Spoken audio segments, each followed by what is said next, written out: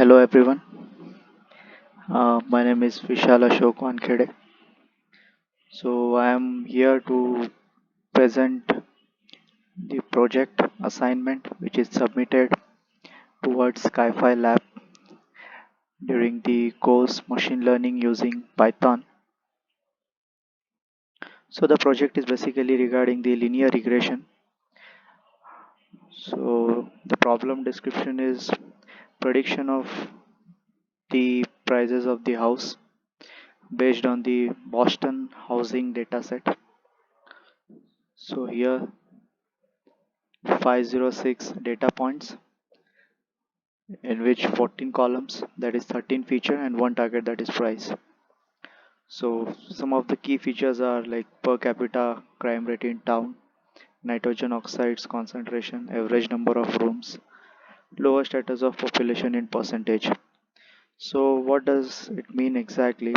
Like this, how these features are going to impact the price of the house. So I'm using a Jupyter notebook to execute the project. So here is the so before proceeding, we have to import few libraries. Uh, so here you can see the NumPy, import NumPy library, pandas, matplotlib, matplotlib.pyplot, sklearn, and then for some animation purpose, we are using like from matplotlib.animation, we are importing func animation, and from sklearn library, we are importing dataset, that is a Boston, and from metrics, mean squared error, model selection, we are importing train test split, and min max scalar. So sklearn library is basically used for regression purpose, like any regression or prediction. So various tools we can use from sklearn library. So here it go. Last like IPython display, which imports HTML, which is used for live animation. Uh, this is not working in my desktop, but still the code I can explain. So here in this project we are going through various steps, like 5 steps. Step 1, data pre-processing, in which we have to load the data. So you can see I've created a Boston variable in which I am storing uh, the Boston data set. So in order to describe, like if you want to the proper description of the data set, we have to print using like boston.descr, which will print the data set. So you can see here like 506 values, number of attributes 13, median 14, that is target, and attribute information as I explained before. Missing values none. Next is we have to create a data frame. Like what happens, a particular uh, uh, data we have to distribute into various, like we have to put into a data frame. So we are using a pandas library. So we are creating a variable name features, which is 13 features, and by executing this function we have created a data set. Here you can see a data frame which contains 506 rows and 13. So for verification purpose, we can just call that function, that is features, like age I am calling, so I'll get the values under age feature. And then similarly we'll call the target, that is pd.dataframe boston.target, and we'll call the target, we'll get the target value. So basically we have created two data frames, that is features and target. Now we have to concatenate the feature and target into single data frame, so column wise. So for that I have used the function df equal to pd dot concat features target access equal to 1. This one represent like it is in column wise. Okay, so here I max min function just to ensure the like maximum value for that particular output, or maybe data, like maximum target. If I get that, I'll get the maximum value 50 and minimum is 5. So concatenate, we have seen like the whole all data set including features as well target into single data frame.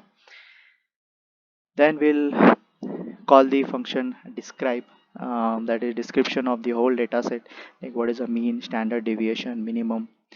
Okay, so after executing this I got this thing. So you can see the target value whose mean is 22.53 and standard deviation is 9.20. So I can say the values mostly lies between 13 to 31. So that was the data pre-processing. Now step 2 is data visualization of Boston housing data. So here basically we are using a correlation. We have to find out the correlation between the targets and the attribute. So correlation is basically the relation between the input and output, and uh, high correlation, positive correlation, negative correlation. Positive correlation basically the impact of the inputs on the output, and negative the same, like if input is increasing the output will decrease in a negative fashion. So we are calling a function like uh, core CORR equal to df dot core Pearson. So we are using here Pearson correlation, and in the similar way we'll try to find out the, we'll plot the correlation and we'll try to find out the correlation with the target values with respect to attribute.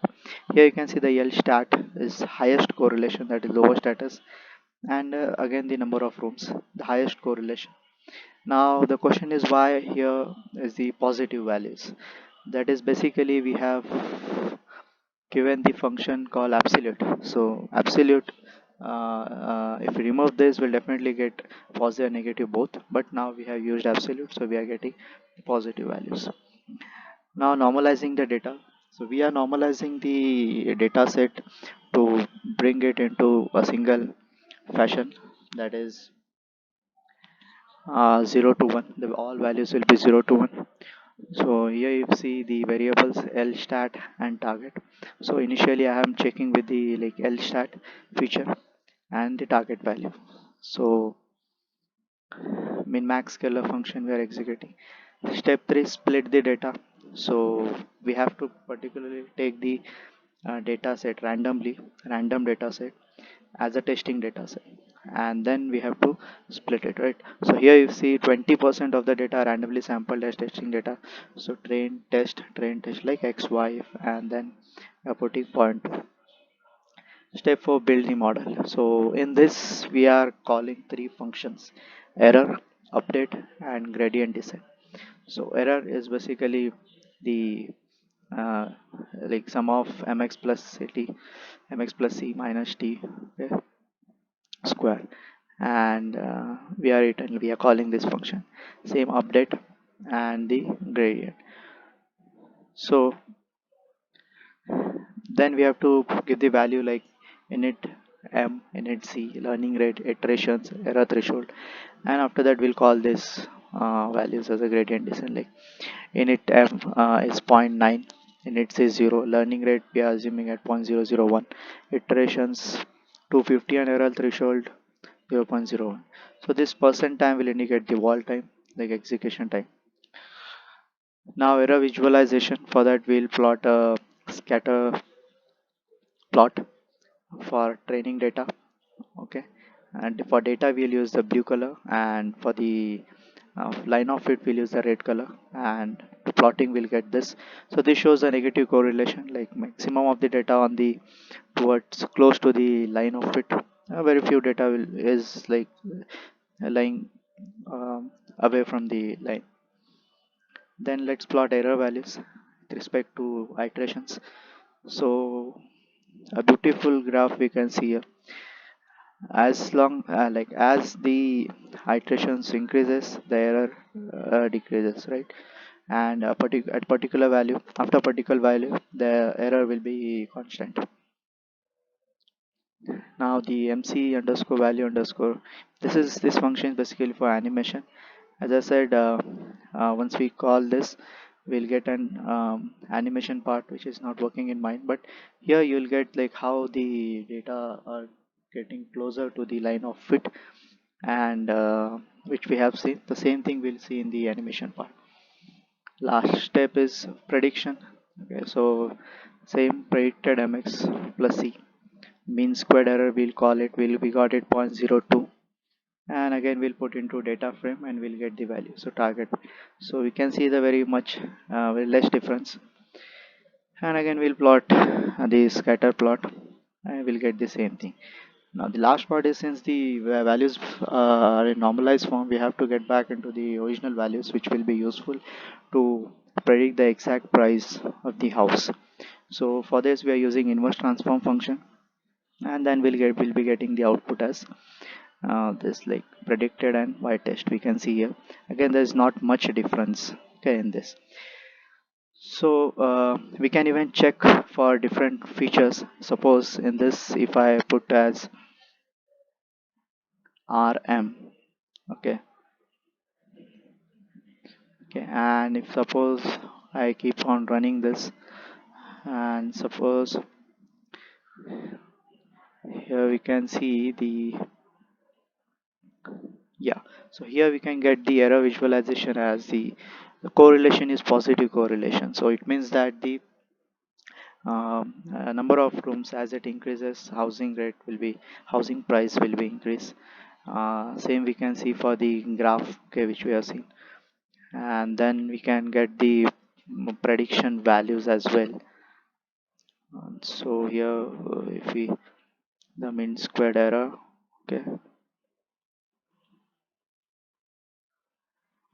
so here can get the positive correlation, and the finally the values 1421.688, and again there is no not much difference.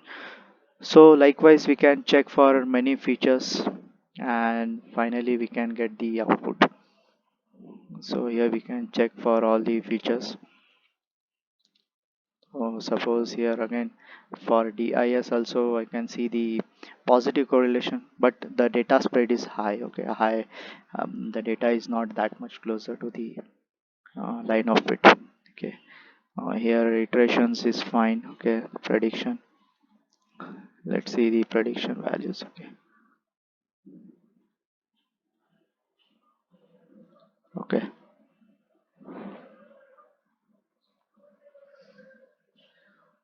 And our final value is 2420, okay, 1620, 1625. So again it's a bit closer. Prediction is basically good. So this in this way we can calculate various like predicted prediction for the various features, and we'll get the required output. So this is how the project executed using Jupyter Notebook for Boston housing prices. So thank you. I thanks the whole team of Skyfi Lab for providing such wonderful experience. Thank you.